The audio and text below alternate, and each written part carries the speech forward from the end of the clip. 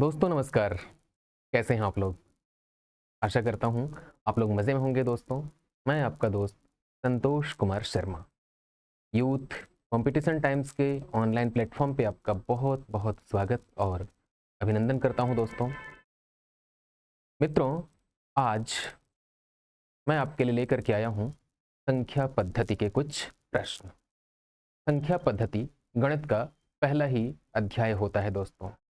किसी भी लेखक की कोई भी किताब आप उठा लें गणित के लिए, उसमें संख्या पद्धति सबसे पहले होती है। तो संख्या पद्धति में दोस्तों आज हम लोग बात करेंगे गुणनखंड और इकाई के स्थान पर आने वाले संख्याओं के बारे में। ये सवाल हम लोग पढ़ क्यों रहे हैं दोस्तों? रेलवे भर्ती बोर्ड की तमाम परीक्षाएं ऐसी हैं जिनमें गणित के बिना आपका पहिया सरकने वाला नहीं है। मतलब अगर आप चाहते हैं कि रेलवे में आपकी गाड़ी चल निकले तो इसके लिए बेहद ज़रूरी है कि आपको गणित आना चाहिए दोस्तों। और केवल आना नहीं चाहिए, बहुत अच्छे से आना चाहिए। अगर गणित में आपकी पकड़ बहुत अच्छी है तो यकीन मानिए आधी लड़ाई आपने जीत ली। रेलवे में दोस्तों senior section engineer, junior engineer, assistant loco pilot, NTPC, RPF का जो एसआई और कांस्टेबल का इम्तहान है, ग्रुप डी का इम्तहान है, ये तमाम परीक्षाएं हैं जिनमें गणित का बहुत बड़ा रोल है।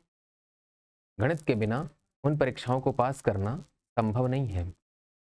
तो गणित एक ऐसा विषय है दोस्तों कि उनको सवालों को आप देख करके ये समझते हैं कि हमें तो आ रहा है, लेकिन जब आप हल करना शुरू करते हैं तब आपको लगता है कि भाई सही बात क्या है।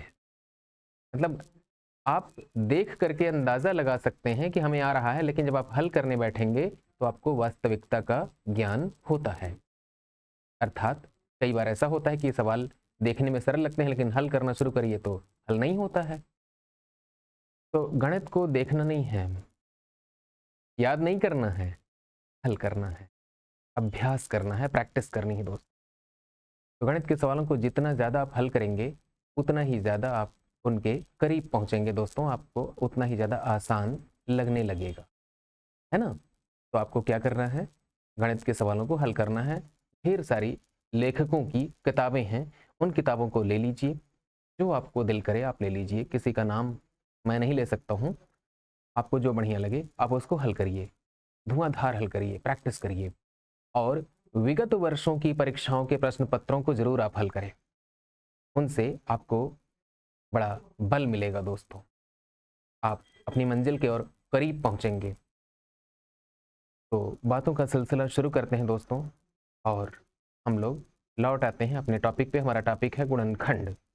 गुणनखंड किसको कहते हैं, ये एक बात है। आइए शुरू करते हैं। देखिए दोस्तों, क्या होता है गुणनखंड, गौर से देखिएगा।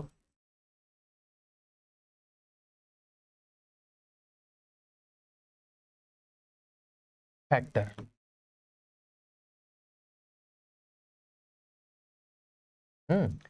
ये फैक्टर्स किसको कहते हैं दोस्तों? फैक्टर क्या होते हैं, एक बात है। फैक्टर्स को हम लोग गुणनखंड कहते हैं, है ना? फैक्टर्स को हम लोग गुणनखंड कहते हैं। गुणनखंड कई तरह के होते हैं दोस्तों। जैसे अगर आप मान लें यहाँ पे लिखा हुआ है 40, तो 40 के गुणनखंड कौन कौन से हैं? वो सभी संख्याएं जिनसे 40 में भाग दिया जा सके, वो सभी संख्याएं जो 40 को पूरी पूरी तरह से विभाजित करती हों, वो सभी संख्याएं 40 का गुणनखंड हैं, फैक्टर हैं। जैसे 40 में अगर आप 2 का भाग देते हैं तो चला जाएगा, 3 का नहीं जाता है दोस्तों, 4 का भाग देंगे तो पूरी तरह से विभाजित हो जाएगा, 5 से विभाजित होगा, 8 से होगा, 10 से होगा, फिर 20 से होगा और 40 से भी होगा दोस्तों। तो ये 2, 4, 5, 8, 10, 20, 40 ये कौन हैं? ये 40 के गुणनखंड हैं, फैक्टर्स हैं दोस्तों, है ना? आप कहेंगे गुरुजी ये फैक्टर हैं, तो हम बता रहे हैं आपको जी ये फैक्टर हैं। आपके मन में एक बात आ रही होगी, दरअसल जो बात आपके मन में आ रही है वो है अभाज्य गुणनखंड। क्या है? अभाज्य गुणनखंड। तो ध्यान से देखें इसको, ये 40 के मैंने फैक्टर्स लिखे हैं, गुणनखंड लिखे हैं। अभाज्य गुणनखंड क्या होते हैं, इन पर रोशनी डाल लेते हैं दोस्तों। देखिए, जैसे मान लीजिए कि आपने लिख दिया 40 ये, और एक लाइन खींच दिया आपने, फिर 2 से भाग देने की कोशिश की आपने, कितनी बार जाएगा ये? 20 बार। फिर 2 से भाग दिया 10 बार, फिर 2 से भाग दिया 5 बार, और फिर 5 से भाग दिया तो 1 बार। आप कहेंगे कि ये जो 40 लिखा हुआ है, 40 बराबर क्या है? 2 गुणे 2 गुणे 2 गुणे 5। ये लोग 40 के गुणनखंड हैं। आपका कहना सही है, ये 40 के गुणनखंड तो हैं, लेकिन कौन से वाले गुणनखंड हैं ये? अभाज्य गुणनखंड है ना। मतलब 2 एक ऐसा गुणनखंड है जो खुद से विभाजित होगा और 1 से विभाजित होगा। इसी प्रकार से 5 एक ऐसा गुणनखंड है, ऐसी संख्या है जो खुद से विभाजित होगा और 1 से विभाजित होगा दोस्तों। तो 2 है और 5 है, ये लोग अभाज्य संख्याएं हैं। तो ऐसे गुणनखंड जो अभाज्य संख्याओं के द्वारा निरूपित किए जाते हों, उन्हें अभाज्य गुणनखंड कहते हैं। लेकिन हमने जो इधर लिखे हैं दोस्तों, क्या लिखे हैं? ये गौर से देखिएगा, 40 के गुणनखंड कौन कौन हो सकते हैं? तो 40 के गुणनखंड ये हैं, आप ध्यान से देखें। 40 के गुणनखंड में 2 है आपके पास, 4 है, 5 है, 8 है, 10 है, 20 है और 40 है। ये जितने संख्या मैंने लिखी हैं, 2 4 5 8 10 20 40, ये लोग 40 के फैक्टर्स हैं। और वो कौन है? प्राइम फैक्टर्स हैं। इतना अंतर याद रखिएगा। अब बात कर लेते हैं मल्टीपल के बारे में। मल्टीपल क्या होता है? हिंदी में गुणज कहते हैं दोस्तों। ध्यान से देखें, जैसे यहाँ पे एक बात उठती है कि 2 लिखा हुआ है और 3 लिखा हुआ है। 2 के मल्टीपल्स यानी कि 2 के गुणज कौन कौन से होंगे? तो 2 के मल्टीपल्स अनकाउंटेबल होते हैं। 3 के मल्टीपल्स अनकाउंटेबल होते हैं, मतलब अनगिनत होते हैं, अनंत होते हैं। जैसे 2 की बात करें, 2 है, 4 है, 6 है, 8 है, 10 है, 12 है, 14 है, 16 है। ऐसे ऐसे लिखते हुए आप कहाँ चले जाइए? सऊदी अरब चले जाइए, खत्म नहीं होंगे। इजराइल चले जाइए, कभी नहीं खत्म होंगे ये। आप लिखते हुए चले जाइए, है ना। आसमान में उड़ जाइए लिखते हुए, ये समाप्त नहीं होंगे। ये 2 के मल्टीपल्स हैं दोस्तों। मल्टीपल्स मतलब नेचुरल नंबर्स का मल्टीप्लाई करते जाएं, जो मिलता जाए वो मल्टीपल है। ठीक, 2 में प्राकृतिक संख्याओं से गुणा करते हुए आगे बढ़ जाइए। 3 के मल्टीपल क्या होंगे? 3 होगा, 6 होगा, 9 होगा, 12 होगा, 15 होगा, 18 होगा, 21 होगा, 24 होगा दोस्तों। ये कौन है? ये 3 के मल्टीपल्स हैं। इसी तरह से अगर आपसे कहा जाए 4 के मल्टीपल बताइए, तो मल्टीपल मतलब ध्यान रखिएगा हिंदी में गुणज कहते हैं, ठीक है ना। तो 4 के गुणज क्या होंगे दोस्तों? 4 होगा, 4 दूनी की 8, 4 तीन 12, फिर 16, 20, 24, 28, 32 वगैरह वगैरह, ऐसे होता चला जाएगा। कहाँ तक? इन्फिनिटी तक, अनंत तक। तो ये कहलाते हैं मल्टीपल। और अभी जो हमने आपको बताया थोड़ी देर पहले, वो क्या है? फैक्टर। फैक्टर कितने तरह के होते हैं? 2 तरह के होते हैं। एक फैक्टर वो होते हैं दोस्तों जो प्राइम फैक्टर्स कहलाते हैं, अभाज्य गुणनखंड, और एक वो होते हैं जो भाज्य गुणनखंड होते हैं। ठीक है, भाज्य गुणनखंड मतलब जिनमें खुद के और 1 के अलावा भी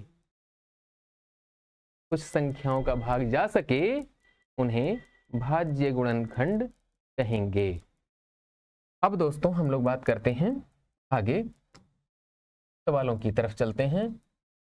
तो जो टाइप आज मैं आपके सामने लेकर के उपस्थित हुआ हूं दोस्तों, उस टाइप का पहला सवाल आपके स्क्रीन पर देखिए।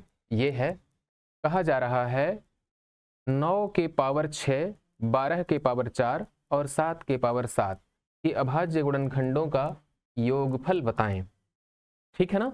सवाल नंबर 274 के लिए दोस्तों। तो अभाज्य गुणनखंडों का योगफल बताना है दोस्तों। बहुत गौर से देखिए, ये जो आप देख पा रहे हैं, क्या देख रहे हैं आप लोग?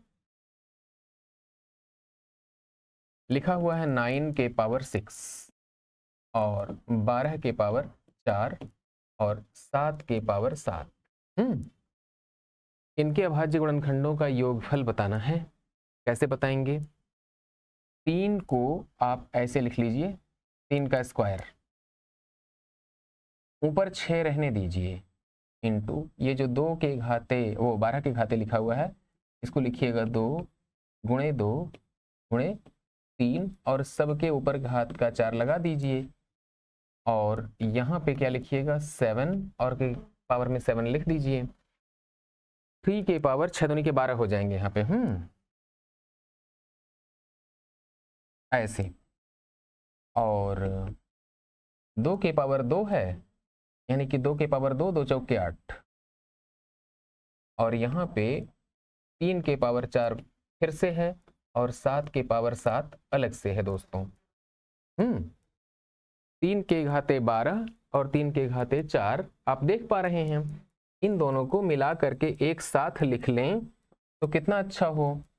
यहाँ पे लिख लेता हूँ, 3 के घाते यह 12 और यह 4 16 हो जाएगा। 3 के घाते 16 और 2 के घाते 8। यहाँ पे लिख लेता हूँ 2 के घाते 8 गुणे 3 के घाते 16 और 7 के घाते 7। तो ये जो संख्या दी हुई है, ये वाली संख्या, इसके बारे में कहा जा रहा है इसके अभाज्य गुणनखंडों का योगफल। तो इसके अभाज्य गुणनखंड कौन कौन से हैं? 2 है, 3 है, 7 है। ये कौन लोग हैं? अभाज्य गुणनखंड हैं। किसके अभाज्य गुणनखंड हैं ये? इस पूरी संख्या के प्राइम फैक्टर्स हैं। और प्राइम फैक्टर्स हैं कौन कौन लोग? 2 है, 3 है, 7 है। यह बात दीगर है कि 2 8 बार आया है, 3 16 बार आया है, 7 7 बार आया है, लेकिन फैक्टर्स कौन कौन से हैं यह पूछा जाएगा तो कहिएगा 2 है, 3 है, 7 है।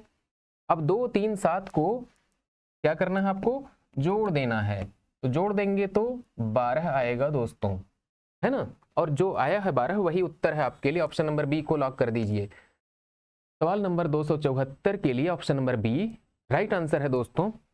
आरआरबी ग्रुप डी का सवाल है। 26/8/2022 को तीसरी पारी में यह सवाल पूछा गया था। आगे लेकर के चलता हूं दोस्तों आपको। अगला सवाल आपके सामने स्क्रीन पर आ रहा है। Question number 275 275। किसी भी प्राकृत संख्या n के लिए, पढ़ पा रहे हैं?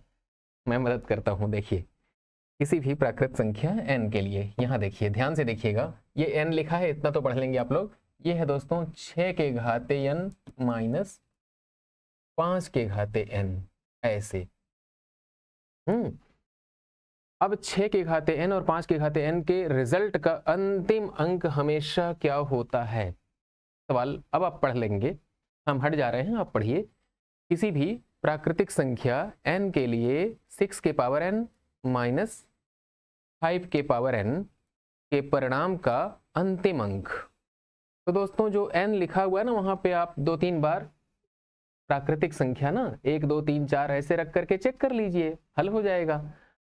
जैसे n की वैल्यू 1 रखेंगे तो 6 में से 5 घटाएंगे तो 1 आएगा।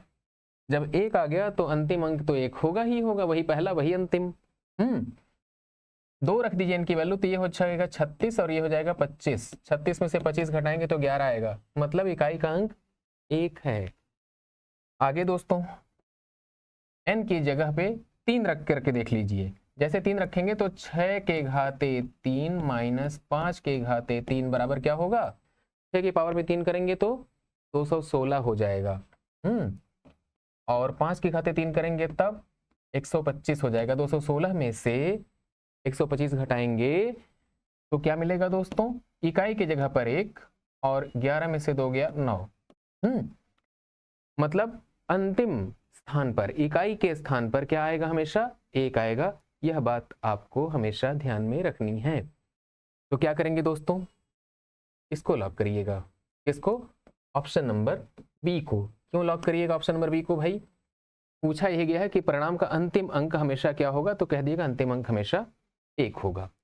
क्लियर? आगे चलें दोस्तों। एनटीपीसी की परीक्षा में सवाल आया था स्टेज फर्स्ट शिफ्ट 2 28 दिसंबर 2020 को।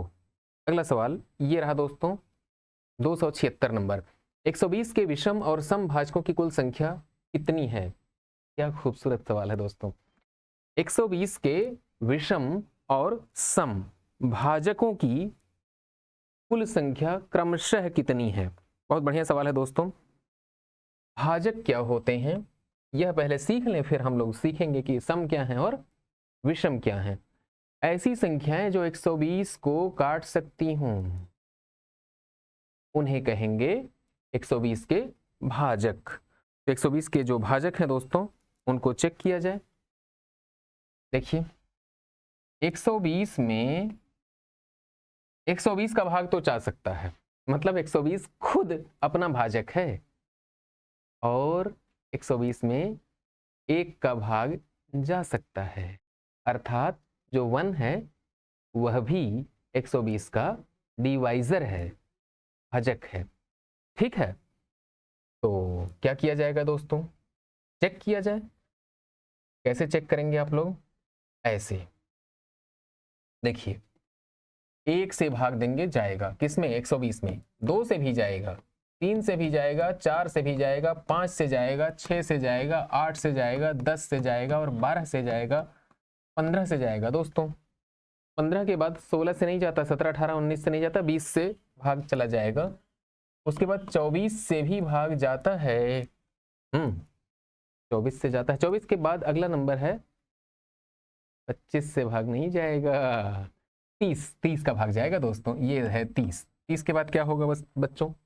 40 का भाग चला जाएगा। और 40 के बाद क्या होगा? 50 नहीं होता है, 60 होता है। 60 के बाद फिर 120 होता है। जितने मैंने लिखे हैं ये वो लोग हैं जो 120 को पूरी तरह से काट सकते हैं। ठीक है ना? तो क्या किया जाएगा दोस्तों? गिनती। कैसे गिनती करते हैं आप लोग? 120 के विषम और सम भाजकों की कुल संख्या कितनी है? तो देखिए हमने लाल रंग का पेन सेलेक्ट किया है। अब इसके नीचे जो विषम है उनको अंडरलाइन कर लूंगा। ये विषम है, ये विषम है, ये विषम है और ये विषम है, और बस इतने ही विषम है दोस्तों। कौन लोग विषम है? ये 1, ये 3, ये 5 और ये 15। 4 डिवाइजर ऐसे हैं जो विषम हैं। पूछा क्या गया है? 120 के विषम और सम भाजकों की कुल संख्या क्रमशः कितनी है? क्रमशः का मतलब समझ लीजिए, रेस्पेक्टिवली, मतलब जिनका नाम पहले आया है उनका उत्तर भी पहले बताना है, जिनका नाम बाद में आया है उनका उत्तर बाद में बताना है। तो विषम कितने हैं? 4, ये लिख लीजिए 4।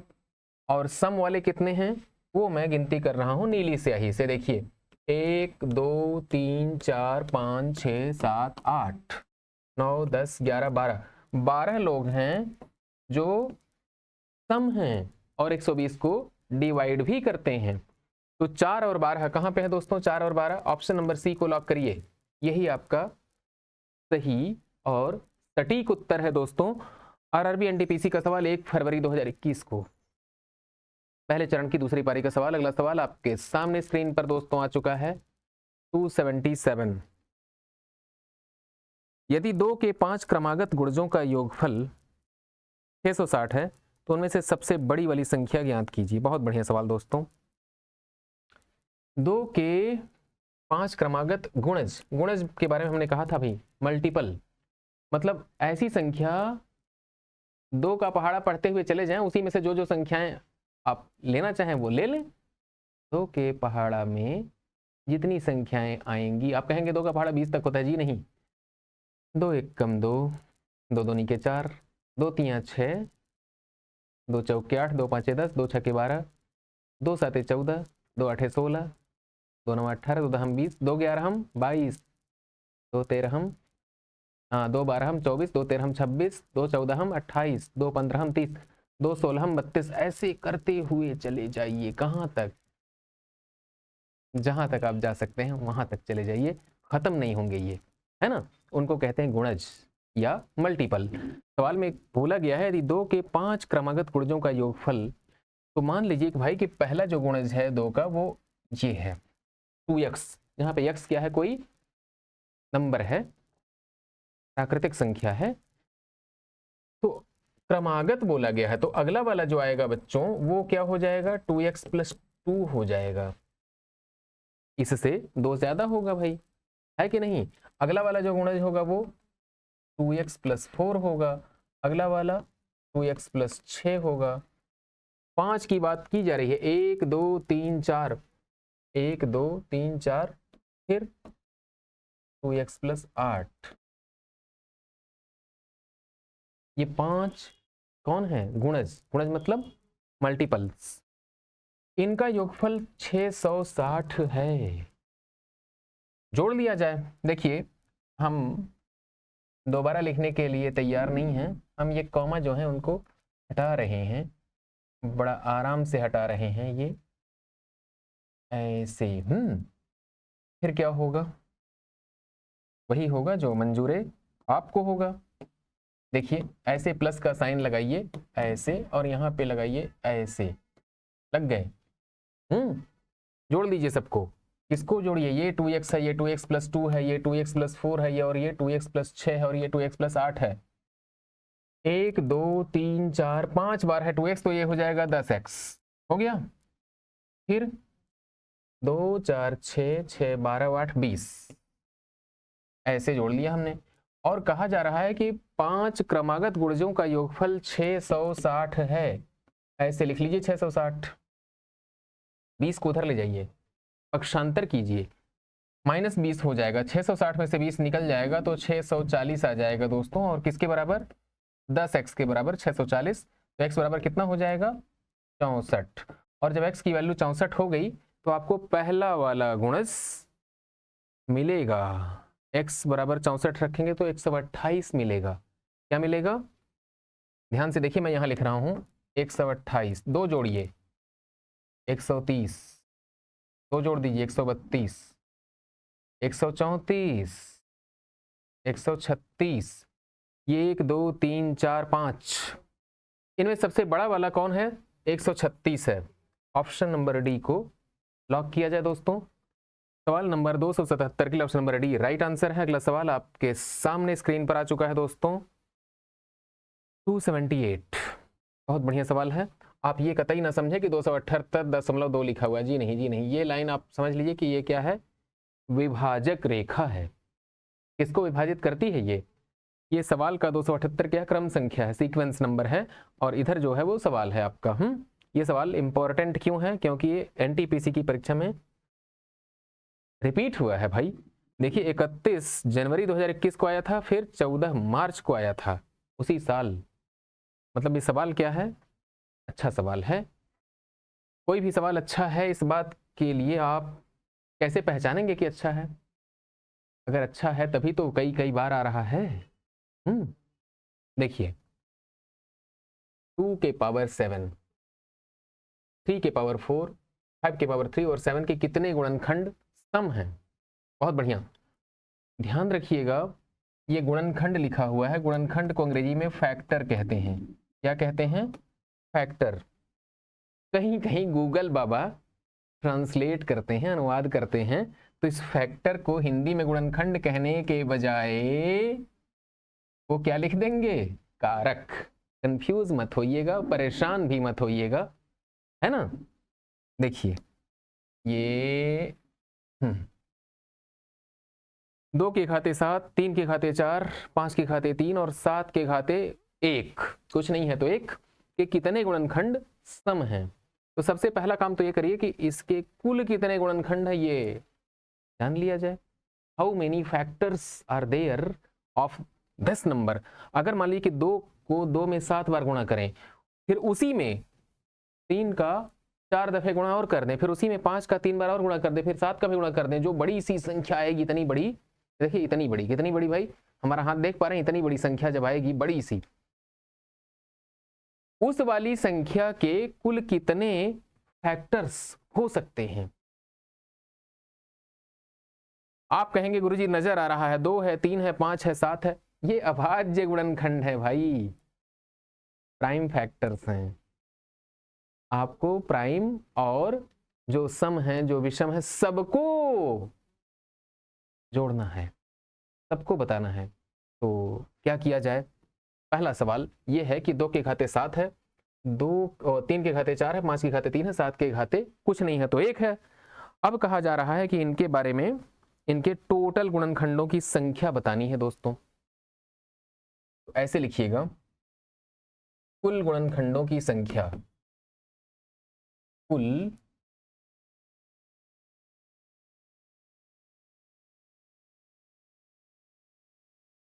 गुणनखंडों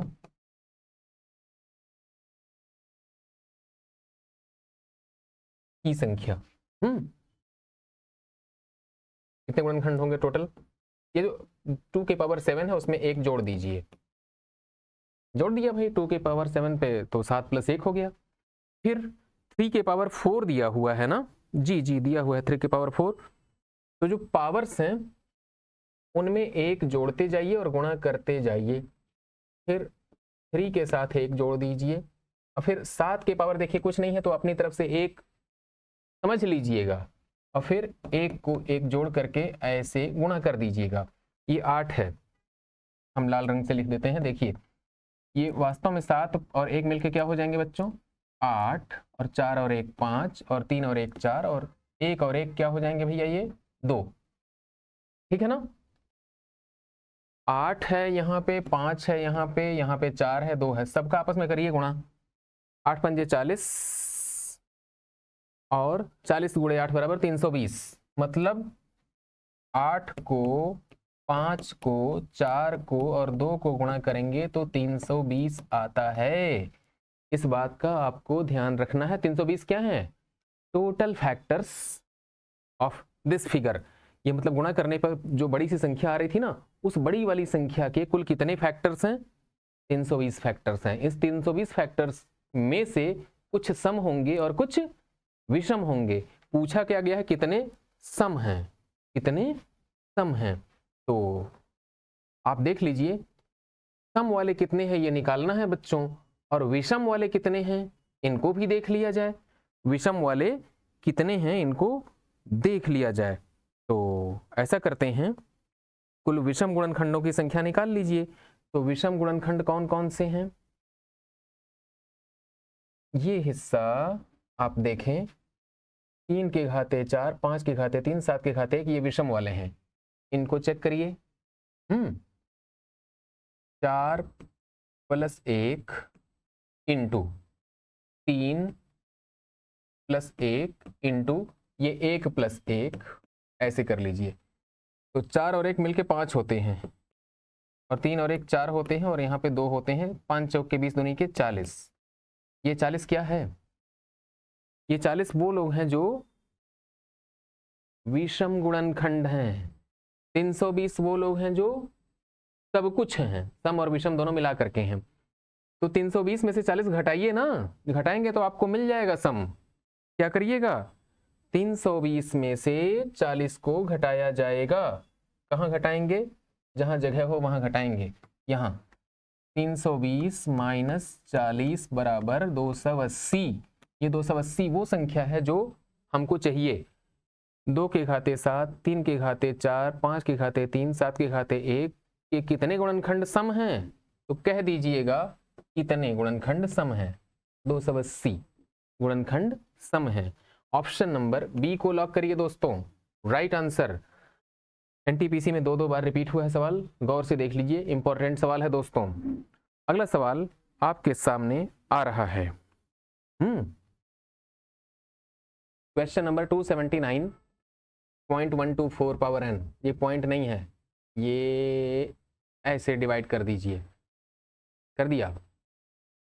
अब क्वेश्चन नंबर 279 के लिए सवाल कह रहा है 124 के घाते n + 124 के घाते n+1 के मान में इकाई के स्थान पर आने वाला अंक ज्ञात कीजिए जहां n एक पूर्ण संख्या है। बहुत बढ़िया सवाल है। तो इकाई के स्थान पर, यूनिट्स प्लेस पर क्या मिलेगा दोस्तों, यह बात आपको बताना है। तो कैसे बताएंगे भाई? गौर से देखिए, अगर मान लीजिए कि n की वैल्यू आप 1 रख देते तो क्या होता? 1 रखने से क्या होता भैया? ये होता 124 के घाते 1 और उधर क्या हो जाता?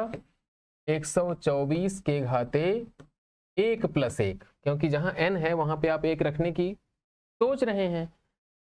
अब क्या होगा भाई? ऐसा हो जाएगा, देखिए 124 के घाते 1 है।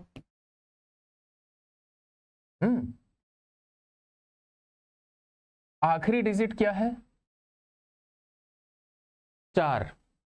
इसमें आखिरी डिजिट क्या मिलने वाला है? ये 4 है और जैसे 1 + 1 जोड़ेंगे ना तो क्या हो जाएगा? 124 के पावर में 2 हो जाएगा, तो 4 का स्क्वायर भी होगा, 16 आएगा। 16 में से बच्चों ध्यान से देखिए, 124 यहाँ पे है और इसमें चाहे जो आए इकाई के स्थान पर 6 जरूर आएगा। उस 6 को इस 4 से जोड़ेंगे तो 10 आएगा, यानी कि हमारे पास जो इकाई के स्थान पर आएगा वो 0 होगा।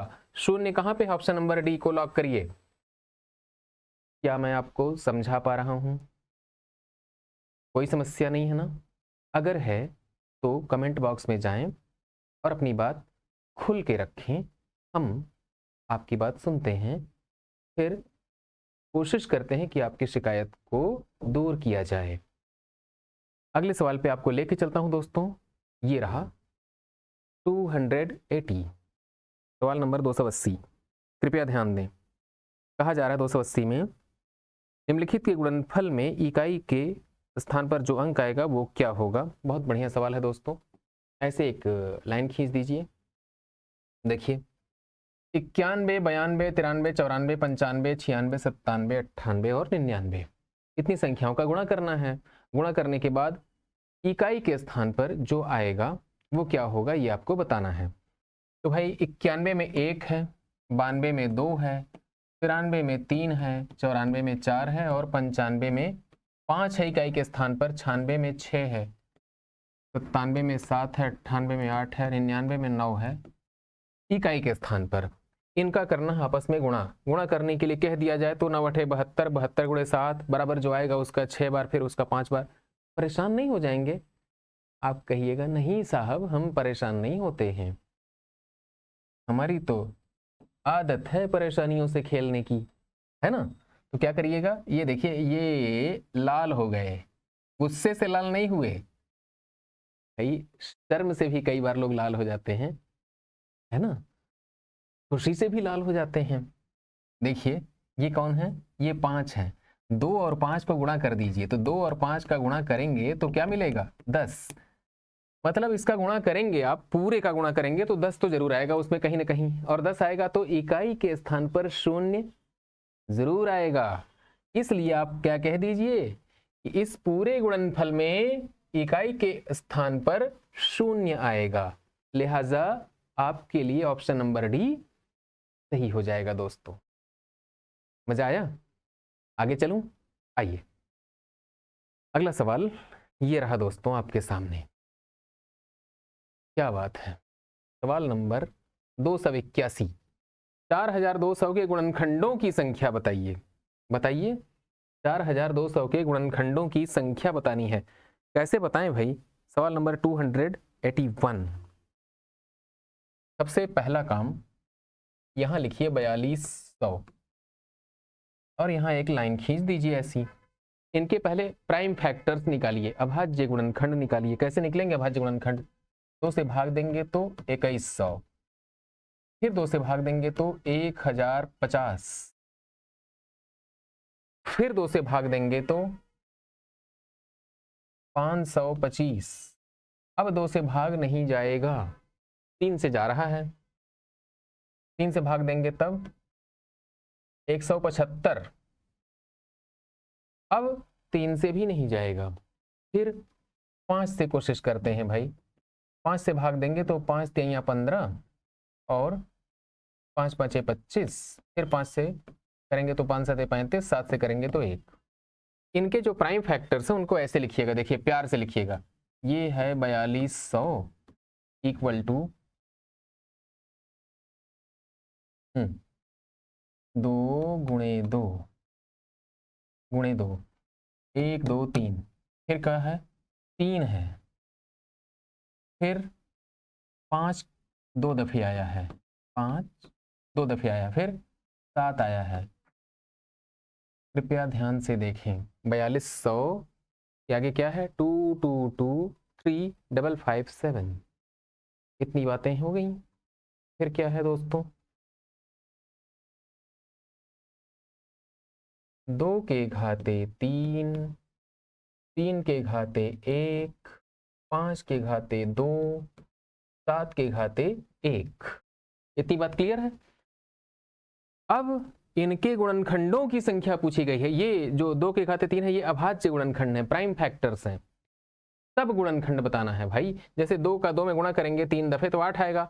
8 से 4200 में भाग दीजिए तो चला जा रहा है, कट जा रहा है। इसका मतलब 8 भी एक गुणनखंड है, जबकि 8 अभाज्य गुणनखंड नहीं है, लेकिन गुणनखंड तो है।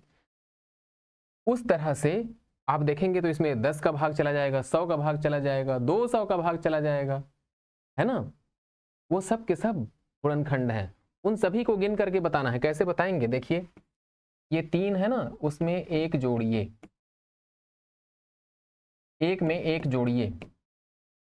इस 5 के खाते 2 है, 2 में 1 जोड़िए और फिर 1 में भी 1 जोड़िए और गुणा कर डालिए। तो ये 3 और 1 4 होते हैं, 4 दूनी के, यहियाँ दूनी के, 4 दूनी के 8, 8 त्रिक के 24, 24 दूनी के 48, 48, 48 दोस्तों कुल कितने गुणनखंड हैं, 48। कहाँ पे 48 है भाई, यहाँ पे है। ऑप्शन नंबर ए को लॉक कर दीजिए। कैसे लॉक करते हैं जानते हैं आप लोग ना, बिल्कुल लिंक का ताला ले आइए या फिर अलीगढ़ से ताला ले आइए और ताला बंद कर दीजिए और फिर बोलिए जोर से, लॉक कर दिया। आगे देखिए सवाल नंबर 281 के लिए ऑप्शन नंबर ए लॉक करिए दोस्तों। 282 12288 संख्या के कितने गुणनखंड होंगे। क्या बात है भाई, वही सवाल फिर से। ये लिखिए 12288, ऐसे लंबी लाइन खींचिए और देखिए कि इनके कितने गुणनखंड हो रहे हैं। 2 से भाग दीजिए, 2 छके 12, 2 एक कम 2, 2 चौके 8, 2 चौके 8। इसमें दोस्तों जो पहले नंबर पे आया है 122 और उसको 2 से भाग दिया तो 61 आ गया ना, है कि नहीं। बड़े गौर से देखिएगा। ये जो 61 संख्या है और जो 61 का दुगना होता है 122, ये संख्या हमें कुछ याद दिलाती है। एक छोटी सी बात है, आपसे शेयर करना चाहता हूं, सुनेंगे, मन है सुनिए। घबराइएगा नहीं, कहीं जाइएगा नहीं वीडियो छोड़ करके, हम लौट के आ रहे हैं, तुरंत आ रहे हैं। बस थोड़ा सा हमारे साथ जुड़े रहिएगा। समर्थ गुरु रामदास का नाम सुना है, छत्रपति शिवाजी महाराज के गुरु समर्थ गुरु रामदास, उन्हीं को स्वामी रामदास भी कहा जाता है। दोस्तों बचपन में जब छोटे से थे तो उनका नाम था नारायण। शादी विवाह नहीं किया, संत हो गए और समर्थ गुरु रामदास अपने शिष्यों के साथ कहीं प्रवचन दे रहे थे। एक व्यक्ति जो अपने घर से विदेश चला गया था, परदेश चला गया था कमाने के लिए, दूसरे राज्य में चला गया था कमाने के लिए, और वर्षों की मेहनत के बाद 61 सोने की मुहरें कमा करके अपने घर को लौट रहा था। 61 मुहरों की पोटली बांधे हुए था अपने कमर में, और चलते चलते जब उसको थकान लगी, देखा कि यहाँ पे कोई संत है प्रवचन दे रहे हैं, तो रुक गया, वो प्रवचन सुनने लगा। अचानक समर्थ गुरु रामदास के पास एक व्यक्ति आया, उसने उनके कान में कुछ कहा कि आपके घर वालों ने आपसे कुछ धन मांगा है, घर वालों को धन की सख्त आवश्यकता है, वो बड़े परेशान हैं, आप उनको आर्थिक रूप से मदद कर दीजिए। तो अब समर्थ गुरु रामदास तो फकीर आदमी, उनके पास कुछ नहीं, तो दोस्तों, समर्थ गुरु रामदास के सामने जितने लोग बैठे हुए थे उनको संबोधित करते हुए स्वामी रामदास ने कहा कि आप लोगों में से किसी के पास भी कुछ धन है क्या? अगर है तो हमें दे दीजिए, बड़ी ज़रूरत है। वो जो आदमी परदेश से कमा करके लौट रहा था वो संकोच कर रहा था, संकोच करते करते उठा और उसने अपनी पोटली ले जा करके रामदास के चरणों में रख दी। उसमें 61 सोने की मोहरें थीं। रामदास जी ने उनको गिना नहीं, चुपचाप उस व्यक्ति के हवाले कर दिया जो आया था, वो लेकर के चला गया। अब यह जो आदमी है जो परदेश से कमा करके लौटा है, यह सोच में पड़ गया कि अरे भाई, हमारी 61 सोने की मोहरें तो चली गईं, अब घर जाएंगे तो घर वालों को हम क्या जवाब देंगे? क्या कमा करके आए हैं? पत्नी पूछेगी, पिताजी पूछेंगे, माताजी पूछेंगी, बच्चे पूछेंगे, इतने दिनों तक परदेश में रहे, क्या कमा करके आए हो? तो सोच विचार करता रहा, लेकिन संकोच के मारे कुछ बोला नहीं। प्रवचन समाप्त हुआ, रात हो गई। रात को सब लोग वहीं सो गए। दोस्तों, सुबह हुई। सुबह प्रवचन सुनने वाले लोग धीरे धीरे धीरे धीरे अपने अपने घरों को चले गए। अब उसकी बारी आई, वो भी अपने घर जाने के लिए उठा और स्वामी रामदास से उसने कहा कि गुरुदेव आज्ञा दीजिए, मैं भी अपने घर जाना चाहता हूं। लेकिन उसकी हिम्मत नहीं पड़ी कि वो रामदास से ये कह पाए कि हमें हमारी 61 मोहरें दे दीजिए। नहीं कह पाया। लेकिन समर्थ गुरु रामदास, उन्होंने कहा ठहरो, अभी तुम नहीं जा सकते हो। फिर उन्होंने अपने एक सेवक को आदेश दिया कि इन्हें इनकी पोटली वापस कर दो। सेवक, पता है, जो पोटली लेकर के आया उसमें कुछ खाने पीने की रास्ते की सामग्री थी, वो दे दिया गया। पोटली लेकर के वो व्यक्ति घर की ओर चला, निराश। उसको लगा कि रामदास जी ने उसको ठग लिया है। उसका चेहरा उतर गया। धीरे धीरे पैदल चलते हुए कई दिनों की मेहनत के बाद वो घर पहुंचा। उसका चेहरा उतरा हुआ। उसे डर लग रहा था कि पत्नी बहुत ताने मारेगी, पिताजी बहुत नाराज होंगे, माताजी नाराज होंगी, बच्चों को क्या मुंह दिखाएंगे। जब वो घर में प्रवेश कर रहा था तो उसका चेहरा उतरा हुआ था। पिताजी ने कहा, बेटा उदास क्यों हो? वो चुपचाप बैठ गया, धम्म से बैठ गया जमीन पे।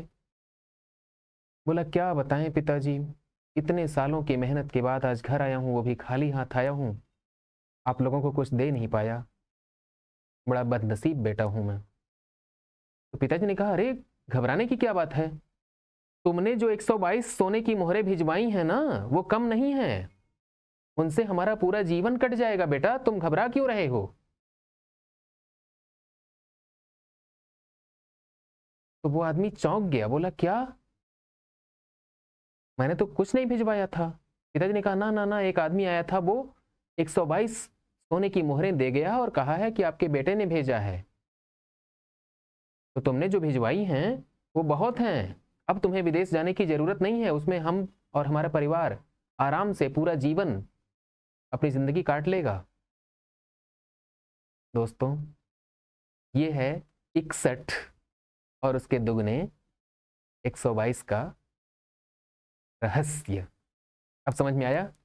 61 और 122 का मतलब क्या होता है, याद रखिएगा, ठीक है? आइए देखिए, 122 88, 2 से भाग दिया तो क्या आया, 61 44। अब फिर 2 से भाग दे दीजिए, 2 3 6, 2 0 0, 2 7 14, 2 दूनी के 4। फिर 2 से भाग दे दीजिए, यहाँ पे 15 और यहाँ पे 36। हमसे कोई मिस्टेक हो तो टोक दीजिएगा, हाँ। फिर 2 से भाग दीजिए, 2 7 14, 1 13, 2 6 12, 2 8 16। फिर 2 से भाग दीजिए, 2 3 6, 2 8 16। फिर 2 से भाग दीजिए, फिर 2 से भाग दीजिए ना, 2 9 18, 1 2 6 12। फिर 2 से भाग दीजिए, 48। यहाँ पे लिख लेता हूँ, 48 में 2 का भाग देंगे तो 24, 24 में 2 का भाग देंगे तो 12, फिर 2 का भाग देंगे 6, से 2 का भाग देंगे तो 3 और 3 का भाग देंगे तो 1, मतलब काउंटिंग करिए 1 2 3 4 5 6 7 8 9 10 11 12। जो 2 है उसके ऊपर 12 की घात लगाइए और जो 3 है उसके ऊपर 1 की घात लगाइए। ये प्राइम फैक्टर्स हैं, मतलब 2 जो है वो 12 दफे आएगा और 3 जो है वो 1 दफे आएगा। दोस्तों कहा जा रहा है इसके कितने गुणनखंड होंगे, तो क्या करिएगा 12 में 1 जोड़ दीजिए और इधर 1 में 1 जोड़ दीजिए, तो 12 में 1 जोड़ेंगे तो 13 हो जाएगा और 1 में 1 जोड़ेंगे तो 2 हो जाएगा, और 13 गुणे 2 बराबर 26। 26 कहाँ पे मिल रहा है आपको, कहीं नजर आया 26? जी जी नजर आ रहा है, ये है 26 ऐसे, ठीक है ना। सवाल नंबर 282 के लिए ऑप्शन नंबर बी को लॉक करिए। और ये जो 61 का दुगना होता है 122, उसका रहस्य याद रखिएगा। आइए अगले सवाल की तरफ चलते हैं दोस्तों। यदि एक धनात्मक संख्या n को 5 से विभाजित करने पर शेषफल 3 प्राप्त होता है तो n का इकाई अंक क्या होगा। बहुत बढ़िया। यदि एक धनात्मक संख्या n को 5 से विभाजित करने पर शेषफल 3 प्राप्त होता है, बहुत बढ़िया। धनात्मक संख्या n को, ये n है भाई, इनको 5 से भाग दे दीजिए और मान लीजिए कि x बार गया तो यहाँ पे 5x लिखेंगे और शेषफल 3 प्राप्त होता है। तो n के इकाई स्थान पर क्या हो सकता है दोस्तों। सवाल नंबर 283। क्या करिएगा, बहुत आराम से देखिएगा। जो n है वो कितना हो जाएगा 5x + 3 ऐसे, तभी तो 5 से भाग देंगे तो आपको 3 बचेगा। क्या करेंगे दोस्तों, अब जो x है वो क्या है 1 2 3 4 5 6, मतलब नेचुरल नंबर है, प्राकृतिक संख्या है। एक बार 1 रख के देखिए ना, 1 रखेंगे तो 8 आ जाएगा दोस्तों। क्या आ जाएगा 8। 2 रखेंगे तब 13 हो जाएगा। ये ध्यान से देखिए, x बराबर 1 रखेंगे तो ये हो जाएगा 8, मतलब जो n है उसके इकाई के स्थान पर अगर 8 होगा तब भी शेष बचेगा 3, और अगर यहां पे 2 रखते तो 5 गुणे 2 + 3, 5 दूनी के 10, 3 13 हो रहा है। 13 में 5 का भाग देंगे तब कितना बचेगा शेष 3, मतलब इकाई के स्थान पर अगर 3 है या इकाई के स्थान पर अगर 8 है, दोनों ही स्थितियों में शेष 3 बच रहा है। तो आप क्या करिएगा, इसको लॉक करिएगा। कहा गया है n का इकाई अंक क्या होगा, या तो 3 होगा या तो 8 होगा। इसी को लॉक कर दीजिए दोस्तों। आरआरबी एनटीपीसी की परीक्षा में ये सवाल आया था, कब आया था 25 जनवरी 2021 को, पहली पारी में। ये पहले चरण का इम्तहान था दोस्तों। अगला सवाल आपके सामने स्क्रीन पर 284, बहुत बढ़िया सवाल है। इसको 284.4 ना पढ़ें आप पढ़ेंगे 284। 4 गुणे 38 गुणे 764 गुणे 1256 का इकाई का अंक क्या होगा। क्या बात है, बहुत बढ़िया सवाल है दोस्तों 284। आसान सवाल। कैसे आसान हुआ, अब आपका साथ है तो सब कुछ आसान है, ठीक है ना। देखिए ये है 4 और ये है 38 और ये है 764 और ये है 1 2 5 6। गौर से देखा जाए 4 38 764 और 1256। क्या करेंगे दोस्तों, यहां आप 4 और यहाँ पे और यहाँ पे और यहाँ पे क्या लेकर आएंगे, 4 के नीचे 4 गुणे 8 के नीचे 8 और 4 के नीचे 4 और यहाँ पे 6, ऐसे करिएगा। जब ऐसा करेंगे तो क्या होगा, 4 बटे 32 लिख लिया भैया 32 इन दोनों को मिलाने से, और 4 छके 24 लिख लिया 24। इस 32 में से यहाँ पे 2 लेकर आइए और 24 में से 4 लेकर आइए। इस 4 और 2 का गुणा कर दीजिए, 8 आ रहा है। कहाँ पे है दोस्तों, ऑप्शन नंबर बी को लॉक करिए। सही उत्तर है ऑप्शन नंबर बी। क्लियर हुआ? आगे चलूं, आइए ये रहा अगला सवाल 285 नंबर। बहुत बढ़िया सवाल है दोस्तों। कैसे हल करेंगे?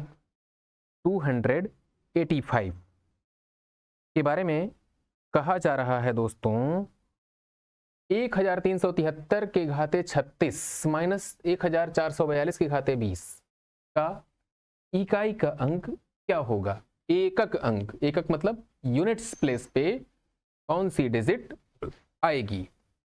तो देखते हैं कौन सी आएगी। जो भी आएगा देखा जाएगा। क्या करेंगे दोस्तों? यूनिट्स प्लेस पे मतलब यहाँ पे देखिए 1373 में जो इकाई के जगह पे 3 है तो 3 के घाते 36 लिखने में कोई समस्या नहीं है। यहाँ पे इकाई के जगह पे 2 है, 2 के घाते 20 लिखने में भी कोई समस्या नहीं है। नहीं है तो नहीं है भाई। अब क्या करेंगे हम लोग? ये देखिए 3 के घाते 9 और ऊपर 4 लिख लीजिए, माइनस 2 के घाते 5 ऊपर 4 लिख लीजिए। अभी तक भी कोई समस्या नहीं है ना। 3 के घाते 9 और सबसे ऊपर 4, 2 के घाते 5 सबसे ऊपर 4, ठीक है। 3 का 3 में गुणा करेंगे 9 बार तो पता है क्या मिलेगा आपको? बताता हूं, ध्यान से देखिएगा।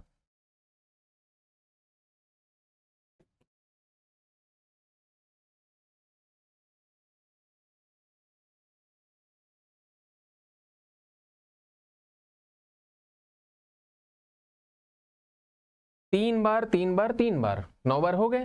3 त्रिक के 9, 9 त्रिक के 27, यहाँ पे 7, यहाँ पे 7 और यहाँ पे 7, 7 7 49, 49 गुणे 7 बराबर जो होता होगा मतलब 3 आएगा भाई। 3 के घाते 9 को हल कर लेंगे तो इकाई के जगह पे 3 आएगा। और जब 3 आ जाएगा तो आप क्या करिएगा?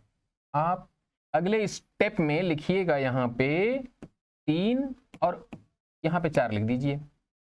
इनसे रिश्ता खत्म, मतलब 3 घाते 9 जो थे गए। ये 2 घाते 5 है ना, 2 घाते 5 का मतलब 32 होता है। 32 का मतलब समझते हैं ना, इकाई के जगह पे 2 आ गया फिर से। अब इसके ऊपर 4। अब तो हल करना आसान है। 3 के घाते 4 बराबर 81 होता है और 2 के घाते 4 बराबर 16 होता है। तो 81 में से 16 घटाना तो आपको आता है भाई, आता है ना। 11 में से 6 गया 5 और 7 में से 1 गया 6, 65। 65 के इकाई स्थान पर 5 है। क्या है? 5। कहां पे लॉक करेंगे? ये आरआरबी के एएलपी और सीबीटी का दोस्तों दूसरे चरण का इम्तहान था फिजिक्स और मैथ्स के लिए। उसमें 22/1/2019 को यह सवाल आया था। 285 नंबर के लिए ऑप्शन नंबर सी को लॉक किया जाए। आइए अगले सवाल की तरफ आपको लेकर के चलता हूं। 286.256, जी नहीं जी नहीं जी नहीं, दशमलव नहीं है भाई, वो 286 के बाद ये अलग है 256। तो आपका सवाल है 256 के कितने गुणनखंड पूर्ण वर्ग हैं? How many factors are whole square of 256? तो दोस्तों 256 के जो गुणनखंड होते हैं उसमें 256 में 1 का भाग तो चला जाएगा, 4 का भाग भी जाता है दोस्तों, जाता है। ये पूर्ण वर्ग है, ये पूर्ण वर्ग है। क्या 9 का भाग जाता है इसमें? चेक कर लीजिए, नहीं जाता है ना। तो फिर 16 का भाग जाता है, जाता है। अब किसका भाग जाएगा दोस्तों इसमें? 16 के बाद 36 का जाता है ना, 49 का जाता है, जी नहीं। फिर 64 का भाग तो जाता है। 64 के बाद किसका भाग जाएगा? 128 का भाग जाता है ना। और 256 का भी चला जाता है। तो 256 जो है वो तो पूर्ण वर्ग है। तो 1 2 3 4 5 लोग दोस्तों हैं ऑप्शन में।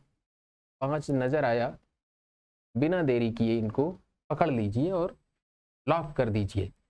आरआरबी एएलपी की परीक्षा में दोस्तों 20/8/2018 को यह सवाल आया था दूसरी पारी में। सवाल नंबर 286, ऑप्शन नंबर ए सही उत्तर। आगे चलूं, आइए ये रहा अगला सवाल दोस्तों 287 नंबर। कहा जा रहा है 287 में, इनमें से कौन सी संख्या के भाजक सबसे ज्यादा हैं? भाजक मतलब डिवाइजर, जो पूरी तरह से विभाजित कर दें उन्हें भाजक कहते हैं। 156 के भाजक, 240 के भाजक, 172 के भाजक, 200 के भाजक। आरआरबी जेईई की परीक्षा में सवाल आया था दोस्तों 23 मई 2019, पहली पारी। बहुत बढ़िया सवाल है दोस्तों। क्या करिएगा, चेक करिएगा आराम से। 156 लिखिए, फिर ऐसे इनके अभाज्य गुणनखंड निकालिएगा। निकाल रहा हूं, आप कहीं जाइएगा नहीं। देखिए 2 से भाग दिया, 2 7 14, 2 8 16, फिर 2 से भाग दिया 39, फिर 3 से भाग दिया 13। अब क्या होगा, 13 से भाग दे दीजिए तो 1 आ जाएगा। जो 156 लिखा हुआ है वहां पे लिखिएगा 2 गुणे 2 गुणे 3 गुणे 13। 2 कितनी बार आया है? 2 बार आया है, ऐसे लिख लीजिए। 3 कितनी बार आया है? 1 बार आया है। और 13 कितनी बार आया है? वो भी 1 बार आया है। फिर नंबर ऑफ इनके फैक्टर्स पूछा गया है ना, तो क्या करेंगे आप लोग, ये जो 2 है उसमें 1 जोड़िए, यूं कर लीजिए। इसमें 1 जोड़िए और यूं कर लीजिए, इसमें भी 1 जोड़िए और यूं कर लीजिए। कैसे कर लीजिए? यूं कर लीजिए।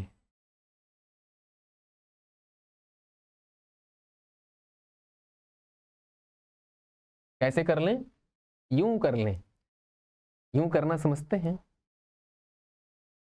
घर से मस्जिद है बहुत दूर, चलो यूं कर लें, किसी रोते हुए बच्चे को हंसाया जाए। घर से मस्जिद है बहुत दूर, चलो यूं कर लें, किसी रोते हुए बच्चे को हंसाया जाए। मस्जिद में आप जाकर क्या करते हैं? प्रार्थना, है ना? ईश्वर से प्रार्थना करते हैं मंगल के लिए, कि हमारा भी मंगल हो, सबका मंगल हो। ईश्वर प्रसन्न होगा। अगर मस्जिद बहुत दूर है और आप वहां नहीं पहुंच पा रहे हैं, तो उसका विकल्प क्या है? कोई बच्चा अगर उदास बैठा है, रो रहा है, और आपने कुछ ऐसा उपाय किया कि वो बच्चा हंस दे, प्रसन्न हो जाए,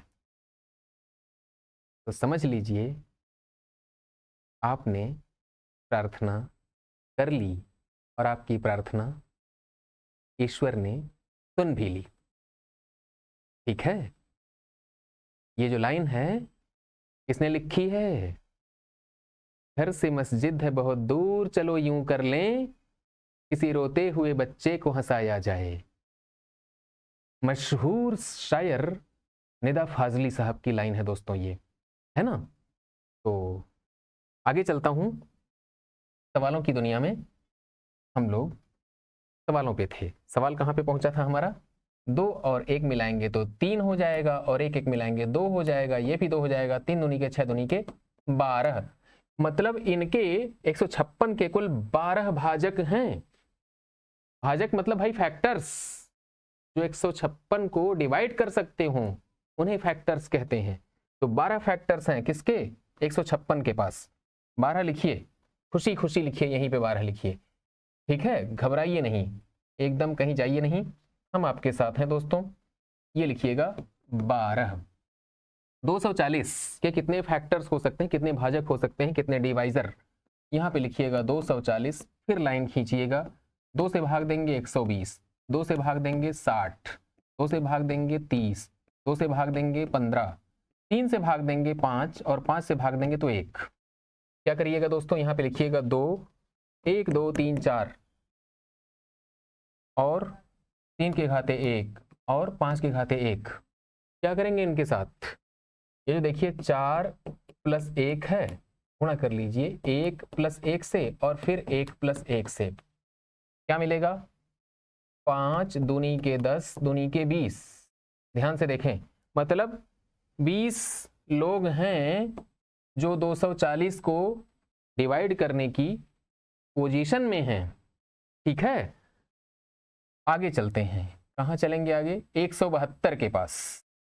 क्या कहेंगे चल के उससे हम लोग कहेंगे भाई 172 बता दे कौन कौन है जो तुझे डिवाइड करना चाहते हैं। आज हम देख लेंगे। तो यहाँ पे लिखिए 172। डिवाइड करने वालों से थोड़ा सावधान रहिएगा, खतरनाक लोग होते हैं। अंग्रेज आए थे ना, हमको डिवाइड करके चले गए, देखिए आज तक हम लोग भुगत रहे हैं। ये क्या है, 2 से भाग दिया, 2 8 16, 2 6 12।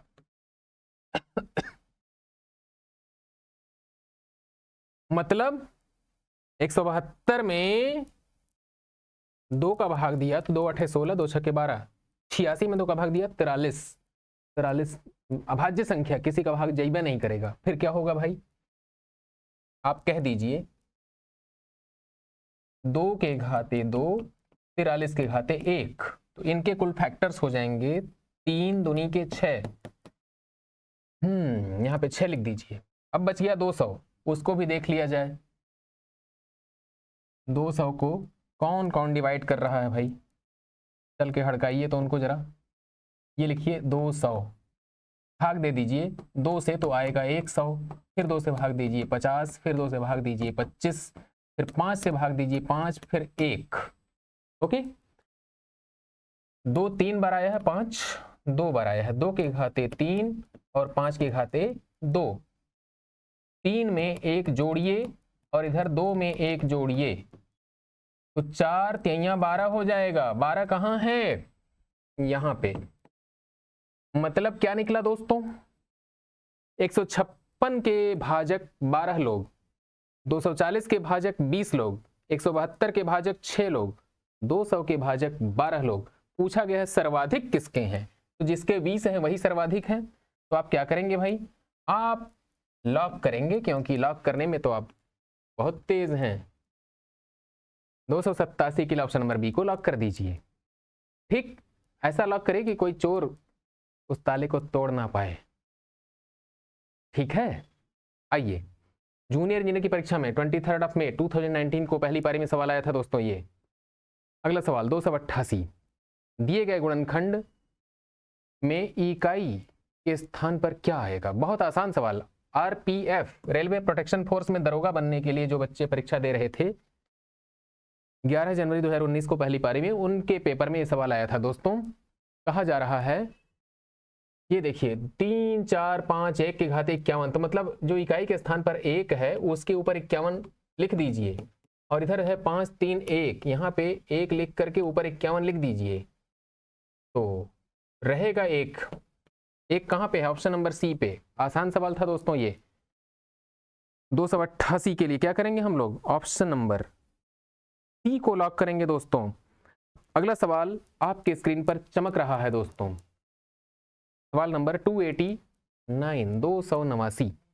729 के कितने गुणनखंड पूर्ण वर्ग हैं। 729 के कितने गुणनखंड हैं जो पूर्ण वर्ग हैं। बहुत बढ़िया सवाल है दोस्तों। क्या किया जाएगा 729 के गुणनखंडों के लिए दोस्तों, बहुत आसान सवाल, ध्यान से देखें। यहां पे लिखिएगा, यहां पे लिखिए, काली स्याही से लिखिए 729। अब 3 से भाग देंगे, 243 आता है, फिर 3 से भाग देंगे 81 आता है, फिर 3 से भाग देंगे 27 आता है, फिर 3 से भाग देंगे तो 9 आता है, फिर 3 से भाग देंगे तब 3 आ जाएगा, फिर 3 से भाग देंगे 1 आ जाएगा। मतलब ये देखिए 3 जो है वो 6 बार आया है। 3 के घाते 2, 3 के घाते 2 और 3 के घाते 2, ठीक है ना। मतलब यहाँ पे 9 आया है, यहाँ पे 9 आया है, यहाँ पे 9 आया है दोस्तों। बात समझ में आ रही है आपको। आप कहेंगे ऐसे कैसे, तो मैं बताता हूं कैसे कैसे। ध्यान से देखें, हमने ये लाल रंग की पेन सेलेक्ट कर ली और ये हिस्सा मैंने यहां से डिलीट किया। अब आप समझने की कोशिश करें। 729 में 729 का भाग जा सकता है, जा सकता है। हाँ भाई हाँ, ये पूर्ण वर्ग है भी, मतलब 729 का एक गुणनखंड 729 खुद है और वह पूर्ण वर्ग भी है। और 729 का एक गुणनखंड 1 होगा भाई, और ये भी पूर्ण वर्ग होगा, इसको भी गिन लीजिए। और 729 में 81 का भाग जाता है, आप कहिए हाँ जाता तो है, ये भी पूर्ण वर्ग है ना। 81 का पहाड़ा पढ़िएगा तो 81 नवैया 729 होता है ई।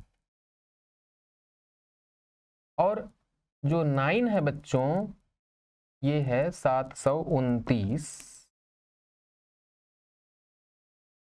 इसमें 9 का भाग जाता है, तो 729 एक गुणनखंड है, 81 एक है, 9 एक है और 1 भी है, मतलब 1 से भी डिवाइड होता है और 1 पूर्ण वर्ग होता ही है, ये बात सत्य है। तो क्या क्या करेंगे, 729 729 और कौन है भाई, 27 गुणे 27, ये देखिए 27 गुणे 27 कर दें अगर, तो ये भी पूर्ण वर्ग है, मतलब 1 2 3 4 5 लोग हैं इस लिस्ट में दोस्तों, 5 4 3 2 वाले लिस्ट में ये वाला सही उत्तर है। आपसे पूछा क्या गया था 729 के कितने गुणनखंड पूर्ण वर्ग हैं, तो आप कहिएगा कि 729 के इतने गुणनखंड पूर्ण वर्ग है, कितने, 5, और उनके नाम पूछ लेगा तब क्या कहिएगा भाई, उनके बारे में पूछ लेगा तो आप कहिएगा 1 है, 9 है, 27 है, 81 है और 729 खुद है, 729 खुद है। ये वो लोग हैं जो 729 को डिवाइड करते हैं, उनके फैक्टर्स हैं और अपने आप में पूर्ण वर्ग भी हैं। अगले सवाल पे ले चलता हूं दोस्तों, ग्रुप डी का सवाल था ये, 1/10/2018 को पहली पारी का सवाल। अगला सवाल आपके सामने 290 नंबर, ध्यान से देखिएगा। 290 को कहा जा रहा है कि 2 के घाते 8, 3 के घाते 2, 5 के घाते 3 और 7 के घाते 5, इसमें कितने गुणक सम संख्याएं हैं।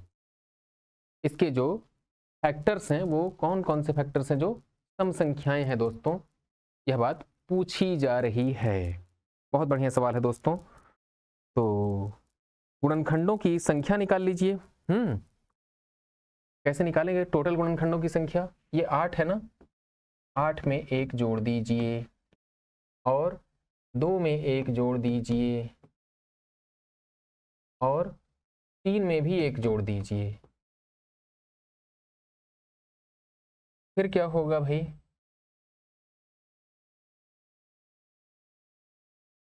गुणा करना पड़ेगा। 8 में 1 जोड़ा, 2 में 1 जोड़ा, 3 में 1 जोड़ा और 5 में 1 जोड़ दिया। 8 1 9, 2 1 3, 3 1 4 और 5 1 6, ऐसे गुणा कर दिया। 9 त्रिक के 27, 27 का 4 गुणा करेंगे तो 108 आएगा। 108 को 6 से गुणा करिए तो 648 आएगा। ये 648 क्या है, ये सभी प्रकार के गुणनखंड है, चाहे सम हो चाहे विषम हो, सब मिलाकर के 648 गुणनखंड हैं। अब कहा जा रहा है कि विषम गुणनखंड चेक कर लेते हैं, तो विषम गुणनखंडों को कैसे चेक करेंगे, ये 648 की फिगर जो है ना कहीं लिख लीजिए ताकि भूल ना जाए हम लोग। ये 648 लिख लिया यहाँ पे कोने में और इसको दीजिए मिटाए। साधु ऐसा चाहिए जैसा सूप सुभाए, सार सार को गहिर है थोथा दे उड़ाए। 3 के घाते 2, 5 के घाते 3, 7 के घाते 5, ये जो देख रहे हैं आप ना, क्या देख रहे हैं आप, 3 के घाते 2, ये 3 विषम है तो 2 के साथ 1 जोड़ दीजिए और 5 भी विषम है, 3 में 1 जोड़ दीजिए और 7 भी क्या है, विषम है, 5 में 1 जोड़ दीजिए, ये हो जाएगा 3 और ये हो जाएगा 4। ये 3 और ये 4 और ये 6, 3 चौके 12 छके 72, ये 72 लोग वो हैं जो विषम गुणनखंड हैं। अब क्या करना है, 648 में से 72 को घटाया जाए, 8 में से 2 घटाएंगे तो 6, और 14 में से 7 घटाएंगे तो 7, और यहाँ हो जाएगा 5, 576। हमारे लिए सही उत्तर क्या है? 576। कहाँ दिख रहा है आपको 576 भाई? कहीं मिला? ये मिला 576, ऑप्शन नंबर सी पे। सवाल नंबर 290 के लिए option number C right answer है दोस्तों। अगला सवाल आपके सामने आ रहा है दोस्तों, चमकता हुआ सवाल। ये रहा, देखिए कैसे चमक रहा है। 2 के घाते 9, 3 के घाते 5, 5 के घाते 4, 7 के घाते 6 के कितने गुणक विषम हैं? वही सवाल फिर से, आंकड़े बदल गए हैं लेकिन सवाल वही है। क्या करेंगे? हल करेंगे भाई, और क्या करेंगे? हमारा काम है हल करना, हम करते हैं। ये देखिए, ये सम है, ये इतने लोग विषम हैं, तो पहले टोटल निकाल लीजिए। लेकिन टोटल निकालने की दरकार कहाँ पे है? आपसे पूछा गया कितने विषम संख्याएं हैं, ये तो इनकी जरूरत ही नहीं है ना आपको, तो आपको केवल उसी से काम चल जाएगा। किससे? 3 के घाते 5 मतलब 5 + 1, 5 के घाते 4 तो 4 + 1, और 7 के घाते 6 मतलब 6 + 1, 5 और 1 मिलाएंगे तो 6 हो जाएगा, 4 और 1 मिलाएंगे तो 5 हो जाएगा, और 6 और 1 मिलाएंगे 7 हो जाएगा। 5 6 के 30, 7 × 30 = 210। कहाँ पे है 210? ऑप्शन नंबर सी को लॉक कर दीजिए, बिना देरी किए, भागने ना पाए, बंद करके रखिए दोस्तों। सवाल number 291, option number C right answer है। अगला सवाल आपके सामने स्क्रीन पर आ रहा है दोस्तों, 292। ये लाइन खींच के इसको डिवाइड कर दीजिए, अलग रखिए। 213 के घाते 6 का अंतिम अंक क्या है? वाओ, बड़ा आसान सवाल है ना। ये लिखिए 213 के ऊपर 6, तो भाई अंत में 3 है, 3 के ऊपर 6 लिखिए ना। फिर 3 के ऊपर जो 6 है, उस 6 से कहिए कि तो भाई 2 × 3 ऐसे हो गया। अब इस 2 से कहिए अंदर आ जा, ये 3 के घाते 2 हो गया, ऊपर 3 है, और 3 के घाते 2 का मतलब होता है 9, और जब 9 लिख देंगे भाई, तो 9 के ऊपर जब 3 लिखेंगे ना, तो ये हो जाएगा 9 9 81, 81 नमा जो होता होगा 729, आखिरी में आएगा 9। क्यों? 9 के घाते 3 बराबर होता है 729, तो लास्ट में 9 आ रहा है, ऑप्शन नंबर डी। नजर आया? सवाल नंबर 292 के लिए option number D right answer है दोस्तों, 292 का डी। अगला सवाल आपके सामने स्क्रीन पर चमक रहा है, सबसे छोटी प्राकृतिक संख्या 216 में किससे गुणा किया जाना चाहिए ताकि गुणनफल के कारकों की संख्या विषम हो? ये देखिए कारक आ गया ना, हमने अभी आपसे बात की थी थोड़ी देर पहले। जब गूगल बाबा अनुवाद करेंगे तो यही होगा। क्या होगा? गुणनखंड को कारक लिख दिया इन्होंने, गुणनखंड को फैक्टर कहते हैं ना, अब फैक्टर को हिंदी में गुणनखंड, तो फैक्टर को कारक भी कहा जाता है, इसलिए उन्होंने क्या कर दिया? कारक। आप क्या कहिएगा? ये गुणनखंड है। क्या है ये? गुणनखंड है। किसका गुणनखंड है भाई? सबसे छोटी प्राकृतिक संख्या बताइए जिससे कि 216 में गुणा कर दें, और गुणा करने के बाद अब जो गुणनफल आएगा उसके गुणनखंडों की संख्या क्या हो? विषम। बहुत बढ़िया सवाल है दोस्तों। सवाल नंबर 293, क्या किया जाएगा? ऐसा करते हैं, पहले तो ये जगह खाली करते हैं, फिर काले रंग का इस्तेमाल करते हैं। 216 में भाग दिया जाए 2 से तो हो जाएगा 108, फिर 2 से भाग देंगे तो हो जाएगा 54, फिर 2 से भाग देंगे तो 27, और फिर 3 से भाग देंगे 9, फिर 3 से भाग देंगे 3, फिर 3 से भाग देंगे तो 1। अब 2 के घाते 3 इंटू 3 के घाते 3, ये वो संख्या है जिसको हम लोग 216 कह के बुलाते हैं। इसमें कुल कितने गुणनखंड होंगे, तो ये जो घात है ना 3 उसमें एक जोड़िए, और जो इनकी घात है 3 उसमें भी एक जोड़िए, तो ये हो जाएगा 4, और 4 से गुणा करेंगे तो ये हो जाएगा 16। जो 16 देख रहे हैं आप वो सम संख्या है, मतलब इनके जो गुणनखंड हैं वो कौन से गुणनखंड हैं, सम संख्या वाले। अभी कहा जा रहा है कि किस संख्या से इसमें गुणा कर दें, किस संख्या से गुणा कर दें ताकि कुल गुणनखंडों की संख्या, कुल फैक्टर्स की संख्या विषम हो जाए। बहुत बढ़िया सवाल है दोस्तों। तो कैसे गुणा किया जाएगा, ऐसा करिए, अब इनको विषम बनाने की कोशिश करनी है। तो इनको विषम बनाने के लिए अगर ऐसा होता, ध्यान से देखें, ये साहब रिलैक्स, आराम से, घबराना नहीं है। ये जो 3 लिखा हुआ है 3 के बजाय अगर ऐसा होता, ध्यान से देखिए, ये मिटा रहा हूं और ये भी मिटा रहा हूं, यहां पे 4 होता, यहां पे 4 होता, तो इनके टोटल फैक्टर कितने होते, 4 + 1 और 4 + 1 बराबर 5 × 5 बराबर 25 होते टोटल फैक्टर्स। यानी कि हमारे पास पहले से जो है वो क्या है, हमारे पास 2 के घाते 3 है और 3 के घाते 3 है। चाहिए क्या, 2 के घाते 4, 3 के घाते 4। ये होता तो मजा आ जाता, मतलब एक 2 चाहिए और एक 3 भी चाहिए, और 2 चाहिए और 3 चाहिए, तो 2 और 3 का गुणा करेंगे तो 6 चाहिए।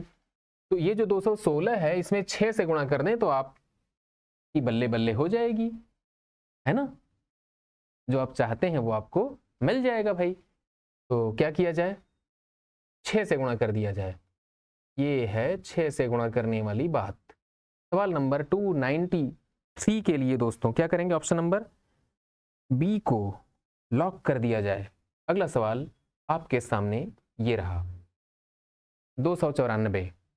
कहा जा रहा है, ब्रैकेट है, बड़ा सा ब्रैकेट है, 4 5 2 3 की घाते 1632, 2 2 2 4 की घाते 1632, 3 2 2 5 की घाते 1632 में इकाई के स्थान पर क्या आएगा। बढ़िया सवाल है, इकाई के स्थान पर क्या आएगा ये पूछा जा रहा है। तो हम भी आजमाते हैं अपने आप को कि हमको आता है कि नहीं सवाल, आजमाएं। आइए हम और आप साथ साथ। 4 5 2 3, ये 1632 को मत लिखिए अभी, फिर क्या करेंगे, 2 2 2 4 और इधर क्या है 3 2 2 5, 3 2 2 5, सबके ऊपर क्या करिएगा 1632 लिख डालिए। मतलब इनके ऊपर 1632, इनके ऊपर 1632, इनके ऊपर भी 1632। अब एक ही बार लिख दिया पूरा सब ब्रैकेट लगा के, होल की पावर 1632। अब आगे की कहानी में आपको बड़ा मजा आने वाला है। देखिए, इस 3 से कहिए नीचे आओ, इस 4 से कहिए नीचे आओ, और इस 5 से कहिए नीचे आओ। 3 चौक के 12, 12 पंजे 60, 60 में इकाई के स्थान पर 0 आया है, आया है। अब उसको आप 1632 बार गुणा करते रहिए, इकाई के स्थान पर 0 है तो 0 रहेगा। तो कहां पे 0 है, ऑप्शन नंबर बी लॉक किया जाए। एनटीपीसी का सवाल दोस्तों 18 जनवरी 2017 को तीसरी पारी में आया था सवाल, 294 के लिए option number B right answer. अगला सवाल 295, क्या करना है दोस्तों 295 को, ध्यान से देखिए। 8 के घाते 10, 9 के घाते 7 और 7 के घाते 8, ये गुणनफल में कुल अभाज्य गुणनखंड कितने हैं। बहुत खूबसूरत सवाल है। ये जो 8 लिखा है इसको कहिए कि 2 के घाते 3 के रूप में आ जाओ, ऊपर 10। 9 है ना, उसको कहिए 3 के घाते 2 के रूप में आ जाओ, और इसके बाद है 7, 7 के घाते 8 लिख दीजिए, क्योंकि 7 अपने आप में अभाज्य होता है। अब क्या होगा भाई, 2 के घाते 3 दहा में 30, और 3 के घाते 7 दूनी के 14 और 7 के घाते 8। फिर क्या होगा 2 के पावर 30, 3 के पावर 14, 7 के पावर 8। 2 30 दफे आया है, 3 14 बार आया है और 7 8 बार आया है। जोड़िए सबको ना, 30 + 14 + 8 क्या होगा भाई ये 30 + 14 बराबर जो होता होगा 44। 44 में 8 जोड़ देंगे तो कितना हो जाएगा भाई 44 + 8 बराबर 52। 52 कहीं है क्या? जी 52 है, ऑप्शन नंबर सी पे। 295 के लिए option number C right answer है दोस्तों। सवाल नंबर 295 के लिए ऑप्शन नंबर सी आपका राइट आंसर है दोस्तों। अगला सवाल आपके सामने है 296। गौर से देखिएगा 296 को, आपके सामने स्क्रीन पर आ रहा है 296 नंबर। क्या कहा जा रहा है 296 में 16 के घाते 7, 27 के घाते 6 और 5 के घाते 9 के गुणनफल का कुल अभाज्य गुणनखंड ज्ञात कीजिए। बहुत बढ़िया, कुल अभाज्य गुणनखंड बताना है। तो 16 को क्या करिएगा बच्चों 2 के घाते 4 लिख लीजिए, होल के पावर 7, और जो 27 आप देख रहे हैं ना इसको 3 के घाते 3 लिख करके पावर में 6 लगा दीजिए, और जो 5 है उसके पावर में 9 है तो 9 को रहने दीजिए। अब 2 के घाते 4 7 28 और 3 के घाते 3 6 के 18 और 5 के घाते 9। क्या करना है आपको 2 28 बार आया है, 3 18 बार आया है, 5 9 बार आया है। 28 और 18 और 5 नहीं 9 को जोड़ दीजिए भाई, ठीक है। 18 और 9 27, 27 के 54 1 55। ये ऑप्शन नंबर सी को लॉक करिए। 296 के लिए option number C right answer है दोस्तों। एनटीपीसी की परीक्षा में सवाल आया था दूसरी पारी में 16 अप्रैल 2016 को। अगला सवाल आपके सामने स्क्रीन पर 297। दिए गए गुणनफलों 4211 के घाते 102 और 361 के घाते 52 में इकाई का अंक ज्ञात कीजिए। दोस्तों यहाँ पे देखिए 1 है, यहाँ पे भी 1 है, तो 1 से 1 का गुणा करेंगे तो 1 आएगा, और 1 के ऊपर चाहे 102 बार घात लगाइए चाहे 52 बार घात लगाइए वो 1 है तो 1 रहेगा। ऑप्शन नंबर बी को लॉक करिए दोस्तों। आरआरबी एनटीपीसी की परीक्षा में सवाल आया था 16/4/2016 को तीसरी पारी में। अगला सवाल आपके सामने स्क्रीन पर 298। निम्नलिखित में से इकाई का अंक ज्ञात करें। ध्यान से देखिए 1234 के घाते 102 है प्लस 1234 के घाते 103 है। क्या करेंगे भाई, यहाँ देखिए जो 34 है उसमें 4 लिख लीजिए, 4 के घाते 102, और यहाँ पे भी क्या करिएगा 4 है उसके घाते 103 लिख लीजिए। लिख लिया। अब क्या होगा, ये 4 के घाते 102 को बाहर निकाल लीजिए तो यहाँ पे 1 हो जाएगा भाई, और यहाँ पे क्या हो जाएगा, यहाँ पे केवल 4 बचेगा, तो 4 और 1 जोड़ेंगे तो 5 आएगा। 5 का गुणा आपको करना है किसमें, या तो 4 में करेंगे या तो 2 में करेंगे। 5 का गुणा अगर आप 2 में करते हैं तो 10 आता है, 5 का गुणा 4 में करते हैं तो 20 आता है, यानी कि इकाई के स्थान पर 0 आएगा। यह तय हो गया। तो ऑप्शन नंबर सी को लॉक करिए दोस्तों। सवाल नंबर 298 के लिए option number C right answer. RRB NTPC का सवाल 28/4/2016 को दूसरी पारी में आया था दोस्तों। अगला सवाल आपके सामने 299। 512 के कितने गुणक पूर्ण वर्ग होते हैं। बढ़िया सवाल। क्या करिएगा 512 लिख लीजिए, फिर क्या करिएगा दोस्तों 2 से भाग देंगे, 256। क्या मिला हमको 256। तो गिनती करते जाइएगा, 256 पूर्ण वर्ग होता है 16 का। और फिर 2 से भाग देंगे तब 128 आएगा, फिर 2 से भाग देंगे तो 64 आएगा। ये जो 64 है ये पूर्ण वर्ग होता है, ठीक। अब क्या करेंगे 2 से भाग देंगे तो 32 आएगा, फिर 2 से भाग देंगे तो 16 आएगा। ये जो 16 है ये पूर्ण वर्ग होता है। उसके बाद 2 से भाग देंगे तो 8 आएगा, फिर 2 से भाग देंगे तो 4 आएगा। 4 भी पूर्ण वर्ग होता है, और 4 में 2 का भाग देंगे तो 2 आएगा, और 2 में 2 का भाग देंगे तो 1 आएगा। जो 1 है वो भी पूर्ण वर्ग होता है। कुल कितने पूर्ण वर्ग हो गए भाई 5। 256, 64, 16, 4 और 1। 5 कहाँ पे दिखा, ये रहा ऑप्शन नंबर डी पे। 299 के लिए ऑप्शन नंबर डी को लॉक करिए दोस्तों। ग्रुप डी का सवाल था ये 28/9/2018 को पहली पारी में। आगे चलते हैं, अगला सवाल है सवाल नंबर 300, क्वेश्चन नंबर 300। गौर से देखिएगा, कहा जा रहा है वह कौन सी सबसे छोटी धन पूर्णांक या प्राकृतिक संख्या है जिससे 1920 को विभाजित कर दें ताकि भागफल के गुणकों की संख्या विषम हो। बहुत बढ़िया सवाल। क्या करेंगे भाई, 1920 लिख लीजिए। ऑप्शन दिए हुए हैं 40, 10, 20, 30। एक बार 40 का भाग देकर के चेक करिए, कर लीजिए। 0 से 0 कट जाएगा, 4 से भाग देंगे तो कितना आएगा भाई, ये 4 चौके 16, 4 बटे 32, ये 48 है। 48 के गुणकों की संख्या विषम है कि नहीं है ये चेक करना पड़ेगा। तो 48 जो होता है वो 2 गुणे 2 गुणे 2 गुणे 2 गुणे 3 ऐसे होता है।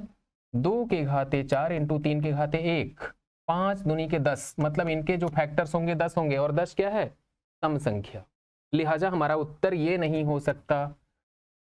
दूसरे को चेक करते हैं। दूसरा वाला क्या है दोस्तों, दूसरे वाले में कहा जा रहा है हमसे 10, तो आपके पास संख्या है 1920। इसमें आप किसका भाग दे करके देखेंगे, 10 का, क्या मिलेगा 192। 192 के फैक्टर्स चेक कर लीजिए। पहले 2 से भाग देंगे, 2 से भाग देंगे तो कितना आएगा, 2 9 18, 2 छके 12, 2 से भाग देंगे 48, फिर 2 से भाग देंगे 24, फिर 2 से भाग देंगे 12, फिर 2 से भाग देंगे 6, फिर 2 से भाग देंगे 3, और 3 से भाग देंगे तो 1। 1 2 3 4 5 6 7 हो गया ये, और ये 2 हो गया। 7 का 2 से गुणा करेंगे 14, मतलब इनके फैक्टर्स 14 आ रहे हैं। ये भी उत्तर नहीं हो सकते हैं, हमारे लिए राइट आंसर ये नहीं हो सकता। 20 का भाग देकर के देखा जाए, किसमें, 1920 में। क्या करेंगे दोस्तों हम लोग, ये है 1920, इसमें 20 का भाग देंगे तो ये 0 से तो 0 उड़ जाएगा भाई, बच गया 2। 2 से भाग देंगे, है ना, 2 से भाग देंगे तो वही कहानी हो जाएगी, कौन सी, जो इसकी थी। अब बच गया 30, तो जब तीनों नहीं हो सकते तो option number D right answer होगा दोस्तों। सवाल नंबर 300 के लिए ऑप्शन नंबर डी को लॉक कर दीजिए। सवाल ग्रुप डी में पूछा गया था 12 दिसंबर 2018 को पहली पारी में। अगला सवाल दोस्तों आपके सामने स्क्रीन पर आ रहा है 301, और ये हमारे आज के वीडियो का आखिरी सवाल भी होगा दोस्तों। कहा जा रहा है 2 के घाते 10, 3 के घाते 6, 5 के घाते 3, 7 के घाते 5 के कितने गुणक 2160 से विभाज्य है। बहुत बढ़िया सवाल है दोस्तों। क्या करेंगे, कुछ नहीं करना है आपको, 2160 के गुणनखंड निकालना है। कैसे निकालेंगे दोस्तों, 2160 लिख लीजिए और ऐसे भाग देना शुरू करिए।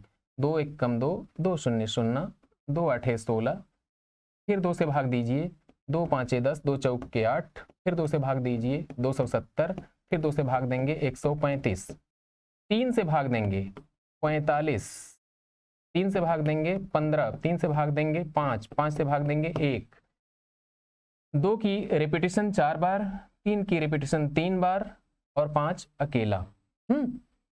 तो ये जो 2 की रिपीटिशन 4 बार देख रहे हैं, और 3 की रिपीटिशन 3 बार देख रहे हैं, और 5 की रिपीटिशन 1 बार देख रहे हैं आप, तो क्या करिएगा, इसी से भाग दे दीजिए। किसमें, इसमें 2 के घाते 4, 3 के घाते 3, और 5 के घाते 1।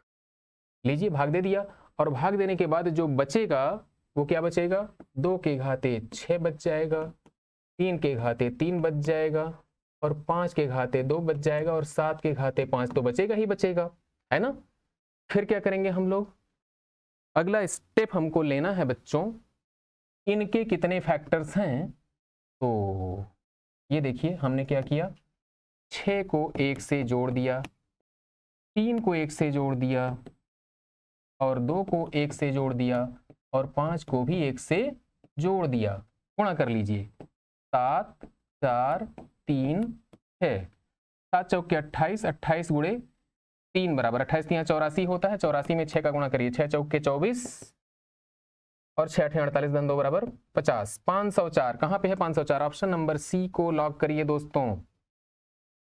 कैसा लगा आपको ये वीडियो, अगर अच्छा लगा है दोस्तों तो अपने दोस्तों को शेयर ज़रूर कीजिएगा, और अगर आपने हमारे चैनल को अभी तक सब्सक्राइब नहीं किया है तो आपसे गुजारिश है कि आप सब्सक्राइब ज़रूर कर दें। अगले वीडियो में आपसे फिर मुलाकात होगी दोस्तों, तब तक के लिए अपने दोस्त संतोष कुमार शर्मा को दीजिए इजाज़त। नमस्कार।